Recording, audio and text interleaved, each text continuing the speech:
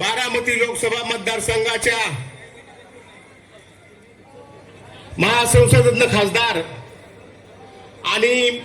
या महाराष्ट्रातील रणरागिणी आपणा सर्वांच्या नेत्या आदरणीय सुप्रियाताई सुळे, या महाराष्ट्राचा बुलंद आवाज आणि युवकांचे आशास्थान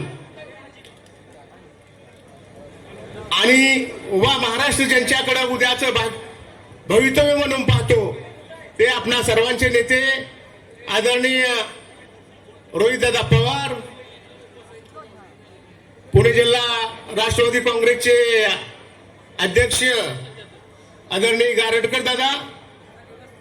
पुणे जिल्हा सहकारी बँकेचे संचालक आप्पासाहेब जगदाळे, सन्माननीय व्यासपीठ, मला ताईंना आणि रोहितदादांना आवर्जून सांगायचंय की आज या ठिकाणी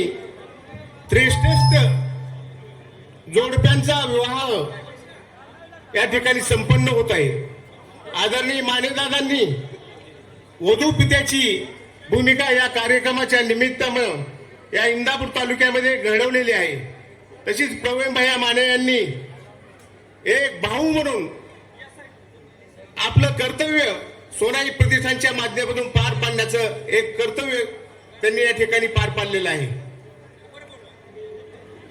आपण पाहतो गेल्या कित्येक वर्षापासून या शून्यातून विश्व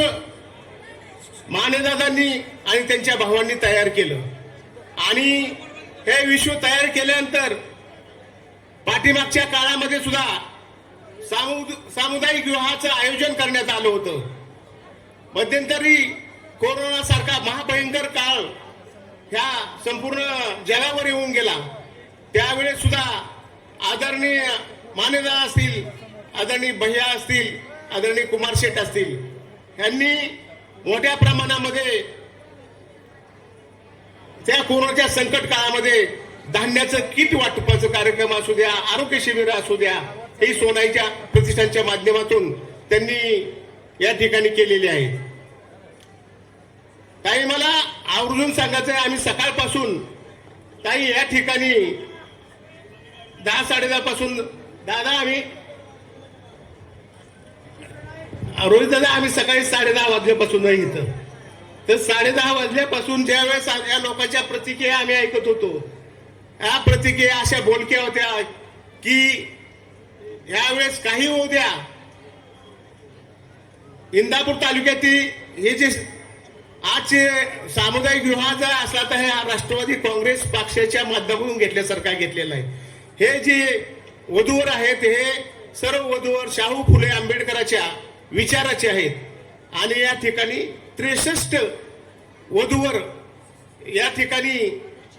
आज ह्या शुभ प्रसंगी आपल्या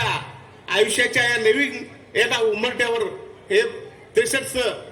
जण दाखल झालेले आहेत।